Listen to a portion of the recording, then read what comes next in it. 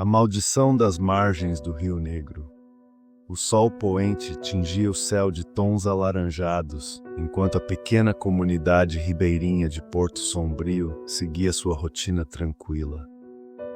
Localizada às margens do imponente Rio Negro, a vila era cercada por uma floresta densa e misteriosa. Aquele lugar tinha um charme único, mas também guardava segredos sombrios. Os moradores eram supersticiosos e evitavam sair de casa à noite, especialmente durante a lua cheia. Velhas histórias sobre uma criatura que rondava a floresta eram sussurradas de geração em geração. A maioria atribuía os desaparecimentos ocasionais a jacarés ou onças, mas os mais velhos sabiam que havia algo pior à espreita. Quando a lua cheia reflete no rio, o mal desperta, dizia Dona Cira, a curandeira da vila, enquanto fazia rezas para afastar o que chamava de a fera das sombras. Naquela noite, a lua estava especialmente brilhante, suas luzes dançando sobre as águas escuras do rio. Algo estava prestes a acontecer. Mateus, um jovem pescador, remava de volta para casa depois de passar o dia lançando redes no rio. Ele cantava para si mesmo, tentando ignorar a sensação de que estava sendo observado. As águas estavam estranhamente calmas e o canto dos pássaros noturnos parecia ter desaparecido. De repente, um ruído alto vindo da floresta chamou sua atenção. Galhos estalavam e algo pesado parecia se mover entre as árvores. Mateus parou de remar, seus olhos fixos na margem. Foi então que ele viu duas formas brilhantes como olhos amarelados o encaravam da escuridão. Elas eram grandes e ameaçadoras. Uma criatura alta de pelo escuro e emaranhado surgiu entre os arbustos. Suas garras reluziam à luz da lua e seus dentes pareciam lâminas. Mateus soltou um grito, mas antes que pudesse remar de volta, a criatura saltou com uma velocidade impressionante, atravessando a água como um predador experiente. O bote virou e tudo que restou foi o silêncio do rio e um leve movimento nas águas escuras. Na manhã seguinte, o bote vazio de Mateus foi encontrado à deriva. Os moradores se reuniram na pequena praça da vila, alarmados. "Foi o lobisomem", murmurou Dona Cira, segurando um colar de contas. "Isso são superstições, Cira", respondeu seu Almir, o líder da comunidade. "Provavelmente foi um jacaré. Vamos organizar uma busca." Uma equipe foi enviada para procurar por Mateus, mas o que encontraram foi aterrorizante.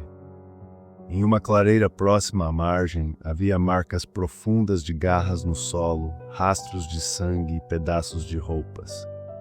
Não havia dúvidas de que algo violento e incomum havia acontecido. A lua cheia novamente iluminou o céu e os moradores, tomados pelo medo, trancaram-se em suas casas. Velas foram acesas e rezas eram murmuradas por trás das portas de madeira. Entretanto, Joaquim, um homem conhecido por sua arrogância, decidiu desafiar as histórias. "Se essa coisa existe, eu mesmo vou acabar com ela", disse ele, armado com uma espingarda e uma garrafa de cachaça. Pouco depois de sair, um uivo aterrador ecoou pela vila. Era um som que parecia humano e animal ao mesmo tempo, carregado de uma angústia primitiva. Os poucos que se atreveram a olhar pela fresta das janelas viram uma figura monstruosa entrando na vila. O lobisomem era enorme, com pelo negro e olhos brilhantes como brasas. Suas garras eram tão longas que riscavam o chão, e seus dentes reluziam à luz da lua. Joaquim tentou enfrentá-lo, mas a criatura era implacável. Em segundos ele foi derrubado, e seus gritos silenciaram tão rapidamente quanto começaram.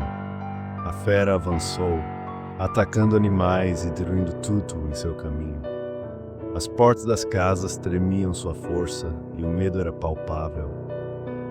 Quando o dia amanheceu, os sobreviventes se reuniram. "Não podemos continuar assim", disse seu Almir com a voz firme. "Precisamos lutar." Dona Cira revelou algo importante. Há uma maneira de deter o lobisomem. Uma bala de prata cravada em seu coração é a única forma de matá-lo, mas não será fácil. Os moradores trabalharam juntos para derreter uma antiga cruz de prata, transformando-a em balas. Rick, um caçador experiente, se ofereceu para liderar o grupo de resistência. Naquela noite, o grupo se posicionou estrategicamente, armando armadilhas pela vila. Quando o uivo ecoou novamente, todos estavam prontos. O lobisomem apareceu mais furioso do que nunca. Ele destruiu as primeiras armadilhas com facilidade, mas o grupo conseguiu cercá-lo.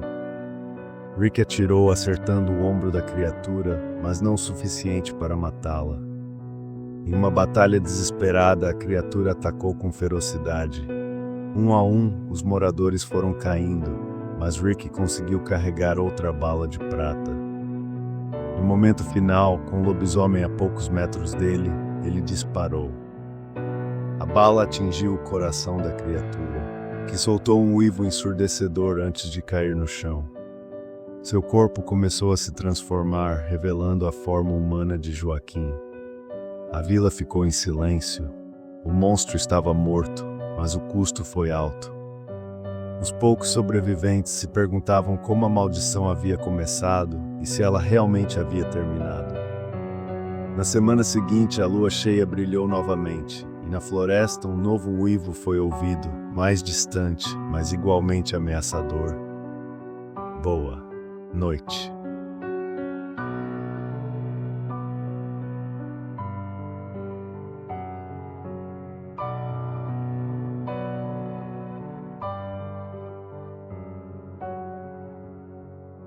A maldição das margens do Rio Negro.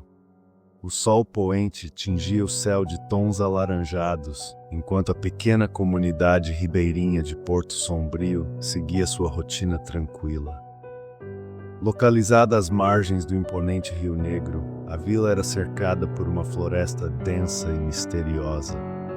Aquele lugar tinha um charme único, mas também guardava segredos sombrios. Os moradores eram supersticiosos e evitavam sair de casa à noite, especialmente durante a lua cheia. Velhas histórias sobre uma criatura que rondava a floresta eram sussurradas de geração em geração.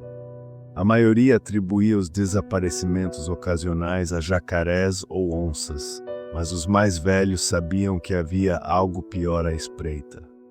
Quando a lua cheia reflete no rio, o mal desperta, dizia Dona Cira, a curandeira da vila, enquanto fazia rezas para afastar o que chamava de a fera das sombras.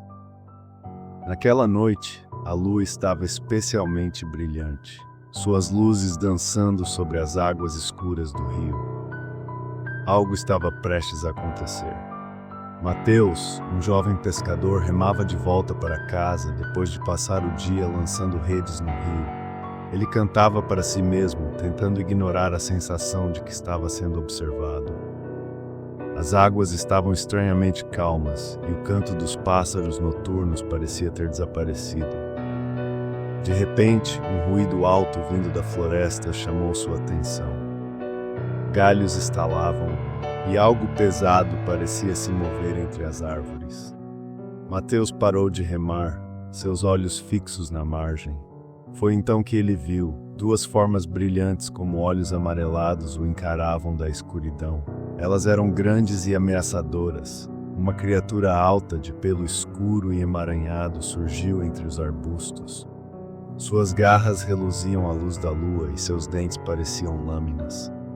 Mateus soltou um grito, mas antes que pudesse remar de volta, a criatura saltou com uma velocidade impressionante, atravessando a água como um predador experiente. O bote virou e tudo que restou foi o silêncio do rio e um leve movimento nas águas escuras. Na manhã seguinte, o bote vazio de Mateus foi encontrado à deriva. Os moradores se reuniram na pequena praça da vila, alarmados. "Foi o lobisomem", murmurou Dona Cira, segurando um colar de contas. "Isso são superstições, Cira", respondeu seu Almir, o líder da comunidade. "Provavelmente foi um jacaré. Vamos organizar uma busca." Uma equipe foi enviada para procurar por Mateus, mas o que encontraram foi aterrorizante. Em uma clareira próxima à margem, havia marcas profundas de garras no solo, rastros de sangue e pedaços de roupas. Não havia dúvidas de que algo violento e incomum havia acontecido. A lua cheia novamente iluminou o céu e os moradores, tomados pelo medo, trancaram-se em suas casas. Velas foram acesas e rezas eram murmuradas por trás das portas de madeira. Entretanto, Joaquim, um homem conhecido por sua arrogância, decidiu desafiar as histórias. "Se essa coisa existe, eu mesmo vou acabar com ela", disse ele, armado com uma espingarda e uma garrafa de cachaça. Pouco depois de sair, um uivo aterrador ecoou pela vila. Era um som que parecia humano e animal ao mesmo tempo, carregado de uma angústia primitiva. Os poucos que se atreveram a olhar pela fresta das janelas viram uma figura monstruosa entrando na vila. O lobisomem era enorme, com pelo negro e olhos brilhantes como brasas. Suas garras eram tão longas que riscavam o chão, e seus dentes reluziam à luz da lua. Joaquim tentou enfrentá-lo, mas a criatura era implacável. Em segundos ele foi derrubado, e seus gritos silenciaram tão rapidamente quanto começaram. A fera avançou, atacando animais e destruindo tudo em seu caminho. As portas das casas tremiam sua força e o medo era palpável. Quando o dia amanheceu, os sobreviventes se reuniram. "Não podemos continuar assim", disse seu Almir com a voz firme. "Precisamos lutar." Dona Cira revelou algo importante. Há uma maneira de deter o lobisomem. Uma bala de prata cravada em seu coração é a única forma de matá-lo, mas não será fácil. Os moradores trabalharam juntos para derreter uma antiga cruz de prata, transformando-a em balas. Rick, um caçador experiente, se ofereceu para liderar o grupo de resistência. Naquela noite, o grupo se posicionou estrategicamente, armando armadilhas pela vila. Quando o uivo ecoou novamente, todos estavam prontos. O lobisomem apareceu mais furioso do que nunca. Ele destruiu as primeiras armadilhas com facilidade, mas o grupo conseguiu cercá-lo. Rick atirou, acertando o ombro da criatura, mas não o suficiente para matá-la. Em uma batalha desesperada, a criatura atacou com ferocidade. Um a um, os moradores foram caindo, mas Rick conseguiu carregar outra bala de prata. No momento final, com o lobisomem a poucos metros dele, ele disparou. A bala atingiu o coração da criatura, que soltou um uivo ensurdecedor antes de cair no chão. Seu corpo começou a se transformar, revelando a forma humana de Joaquim. A vila ficou em silêncio. O monstro estava morto, mas o custo foi alto. Os poucos sobreviventes se perguntavam como a maldição havia começado e se ela realmente havia terminado. Na semana seguinte, a lua cheia brilhou novamente, e na floresta um novo uivo foi ouvido, mais distante, mas igualmente ameaçador. Boa noite.